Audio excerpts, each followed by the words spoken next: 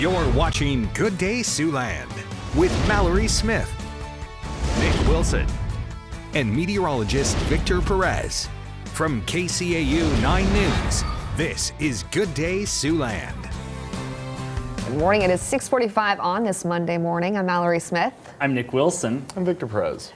It's feeling like a little bit of a Monday, today. At least, though, we have some beautiful sunshine, clear skies to wake us up a little bit this morning. I mean, not as nice of skies as some folks got to see last night with those lights, I know. But you know, it's all right. Yeah. We're seeing some sunshine, so they're good. As we'll see that it's looking pretty decent as we're taking a look down Highway 20, looking like traffic is moving along steadily as well. Still one lane, if I'm looking correctly, unless you're turning into Highway 2075. As we'll see that temperatures this morning are starting off definitely on the cooler end as we see 20s and low 30s across the region, leading to a freezing warning being issued across southern areas of Siouxland. So we're going to have to contend with that till about 9 a.m. Actually looks like that freezing warning has expanded further south of I-80, as we'll see the temperatures today will start to rise and bring us back much closer to seasonal than we were enjoying through the weekend. So hopefully you'll be feeling a little bit better out there. Back to you two. Thanks, Victor. Well, the race for the 2024 Republican presidential nomination is heating up. Several candidates were in Clive, Iowa over the weekend, speaking at the Iowa Faith and Freedom Coalition. Former President Donald Trump participated virtually, while other candidates, both official and potential, appeared in person. Those include Perry Johnson, Tim Scott, Tulsi Gabbard, and former Vice President Mike Pence. Some attendees shared what they're looking for from the candidates and what they'd like to see less of from former President Trump. I don't like him destroying other Republican politicians. I think that's going to hurt the political party, and it might fracture it or split it. Bringing God back into the government is probably one of the strongest things that I feel. The event was a chance for presidential candidates to get to know voters in the First in the Nation caucus state, and next year's caucus was certainly on the minds of some of the speakers, including those who have not announced any official plans to run just yet.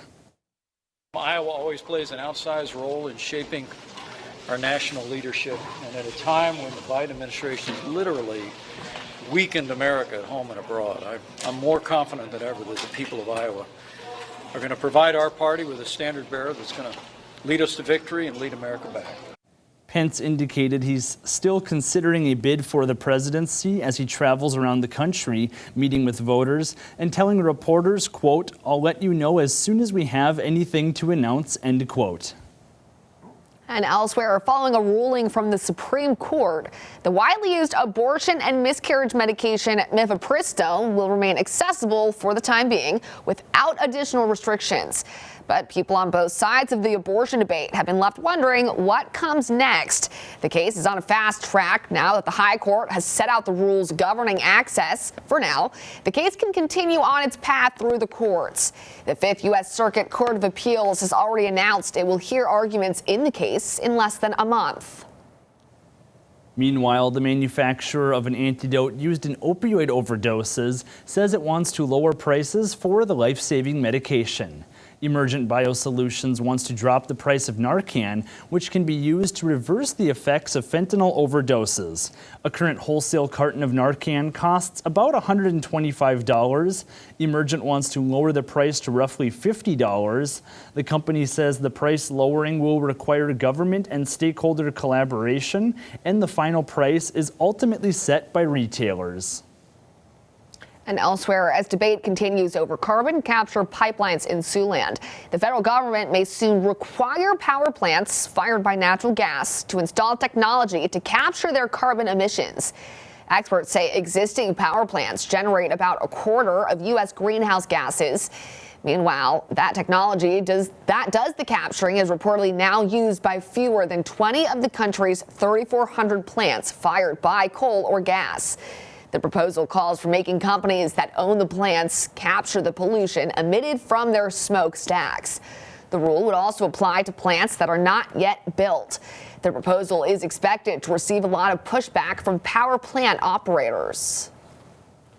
In the meantime, prices at the pump are slowly trending down again as AAA says a drop in demand combined with falling oil prices could bring relief for consumers. The national average price for a regular gallon of gas is currently $3.66, the same as it was a week ago. It's still 23 cents more than this time last month, but down nearly 50 cents from this time last year. And as usual, the prices Siouxlanders face at the pump are still below the national average. Iowa and Nebraska drivers are both seeing an average price of $3.52 a gallon, while South Dakota is just a nickel ahead at $3.57. Well, it's not a sight that you get to see very often in Iowa, but if you were lucky, you might have caught a glimpse of the northern lights over the weekend. So this video here was taken by reporter Roger Riley near Williams, Iowa, Saturday night. It's over in the north central part of the state between Fort Dodge and Waterloo.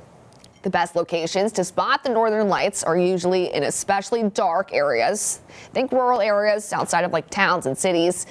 Riley knows that they were also easier to see on camera than with the naked eye. And Victor, I know you were missing out on that one a little bit. You really wanted to see the northern lights. No, don't act like you didn't.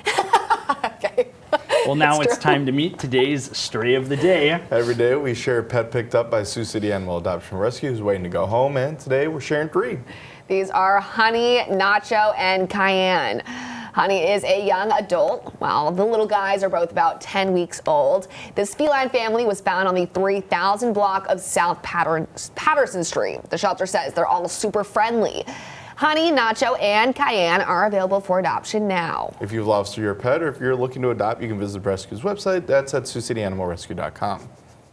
They're so small and cute. It's funny, you see pictures, but then when you actually see them in person, you are a tiny little thing. It's like, everyone says kittens' bones are like sponges, but you always feel like you're just gonna snap or something. They're just so tiny, crawling around everywhere. You probably saw it on Friday. They were crawling all over me. And I'm sure whoever looks to adopt them might get sucked into adopting 2 or 3 or more. I'd be allowed to adopt 3 cats at once. Yeah. All of them, yeah. It'll keep you warm this morning at least. I know I love cuddling with my cats, keeping myself warm. It's hard to get out of bed when the temperatures are a little cooler in the morning. Especially like we're seeing right now, dropping down, making it feel quite cold out there, as even light breezes just between 5 to 10 miles per hour are going to make Siouxland drop down to feel like below zero, or not below zero, but below the freezing point for most of us. 24 is what it feels like in Sioux City. Wayne feeling like 18. Norfolk at 29. There are some more teens popping up, but most of us feel like the 20s compared to our regular temperatures, which are still barely starting to reach into the 30s, with plenty of Siouxland locations below the freezing point. Now looking at the looping radar here, you can see some cloud coverage moving in from the west to the east. As we'll see that as we extend to our north, though, the high plains are looking pretty clear as we see clouds and showers out to our northeast. As we'll go through a daytime that shows cloud coverage building up throughout the afternoon, and then a narrow band of showers that extends from the southeast through the northwestern parts of the viewing area for the overnight hours into tomorrow morning. Brief isolated showers before they dry up, and we start to see slightly clearer conditions through tomorrow evening, with temperatures that are going to be rising up as we get back into the upper 50s today. Some clouds and mild conditions with temperatures that are going to be in the 50s for today and tomorrow, and then we continue with some 60s as we see that the warm-up only lasts through the end of this week, because then we see dropping temperatures popping up after those showers. And now we're going to turn to sports, where another week is getting started. And before the action unfolds, we've got a selection of plays you're going to want to check out. Anthony Mitchell has the details in your morning sports wrap. Good morning, Siouxland. It was a fun week full of great games across many different sports, from high school all the way to the professional level. Plenty of huge plays. So with that, let's head to our top 5 plays of the week. Ton of great plays here. So hard to pick just 5, but here we go. Starting off at number 5, girls soccer. Jalen Marino with a great pass to the freshman Maya Skov. She gets a little help from the post, sneaks it past the goalie. She scored a pair of goals in the game, but the Bulldogs fell to Unity Christian at home 3-2. Moving over to number 4, Sioux City East boys soccer. Check out the hustle here. First shot is saved, but the second chance, Jacob Burrell capitalizes on the opportunity and scores, finishing it off with a bounce off the crossbar for the goal. The Black Raiders would win big at home, shutting out Spirit Lake 5-0. At number 3, the Sioux City Musketeers knocking on the door. Good puck movement. It's the captain, Grant Slukinski, setting up Caden Shahan for the goal. The UConn commit with a monster game here at the Tyson, recording a hat trick in Sioux City's 5-3 win over the Omaha Lancers.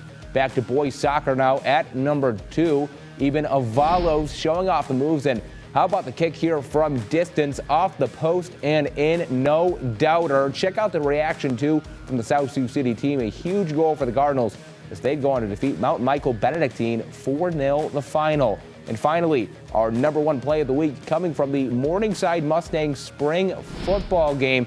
The white team going for the deep ball to Drew Sellen. And how about the catch with the defender all over him? The sophomore reels it in with one hand, sheds the tackle on its way to the end zone. The Fremont native showing off the hand-eye coordination, giving Morningside fans a glimpse of what he can bring to the team. The Dakota Valley Panthers boys basketball team, they made history this past season, earning their 2nd consecutive state title while keeping their undefeated record intact, with the program earning another accolade from the SDHSCA. Dakota Valley boys basketball head coach Jason Kleiss was named the 2023 Boys Basketball Coach of the Year in the state of South Dakota by the South Dakota High School Coaches Association. Kleiss helped guide Dakota Valley to back-to-back unbeaten seasons and 2 consecutive state titles while boasting a state record 53-game win streak. And that'll be all for sports. Have a good day, Siouxland. Well, now let's take a look at this morning's top stories. It's what you need to know before you go. Sioux City City Council will discuss several topics this evening. One issue on the agenda is the demolition of a downtown building. City Council will hold a hearing and resolution to approve plans and the estimated cost for the demolition of 722 Nebraska Street. That's the old YMCA building. In addition to moving forward with those plans, council members will also potentially consent to a South Sioux City plan to install 2 license plate readers at Highway 77 and Business US 20 just before the I-29 ramps over the state line from Nebraska. Another item that could see discussion today, the second reading of a proposal to increase the city's sewer rates, which has already been deferred twice. And meanwhile, the Sioux City Community School District will be holding a school board meeting this evening. Some of the topics on the docket include accepting tentative agreements between the school district and unions representing some of the school's workforce. They'll also be looking at next year's wage increases and adjustments for district employees who aren't a part of a union. The board will be meeting in a closed session prior to the regular school board meeting. The public meeting begins at 6 p.m. And finally, going on today, March for Our Lives will hold a protest in the Iowa State Capitol Rotunda. The protest is being held in response to the Iowa House passing a bill that would ban gun-free zones in some public places, including college campuses. The bill would also allow students and staff to keep firearms in their vehicles on school grounds. The protest is scheduled for noon today, and organizers encourage students to attend over their lunch break. All right, well, I'm kind of getting used to the sunrise getting earlier and earlier now. It's already light outside. Yeah, we're seeing that sunshine and the clear skies looking pretty good out there, as we'll see the conditions are not going to be feeling so good this morning, starting off with much of Siouxland below the freezing point. But hey, look at that. By the afternoon, we'll push temperatures into the upper 50s. Not at seasonal, but definitely closer than what we've had through the weekend, though yesterday was a great day. We'll see that the 9 on 9 shows temperatures that are going to be in the upper 50s for today and tomorrow. A touch cooler tomorrow before some 60s on Wednesday and Thursday, but that's all we saw for 60s because afterwards we fall back to the 50s with the showers that we see after Thursday, continuing through Friday and Saturday with temperatures that finally begin to warm up towards the start of next work week. But we're seeing a cooler spring pattern still hold onto the Siouxland region, huh? Mm-hmm. Yeah, definitely. And yesterday, yeah, it actually was looking like a beautiful day yesterday. It's looking like a beautiful morning today, though. I wish I had gotten out more this weekend. Yeah, and then the rest of this week. I know we need the rain. I'm just not looking forward to it.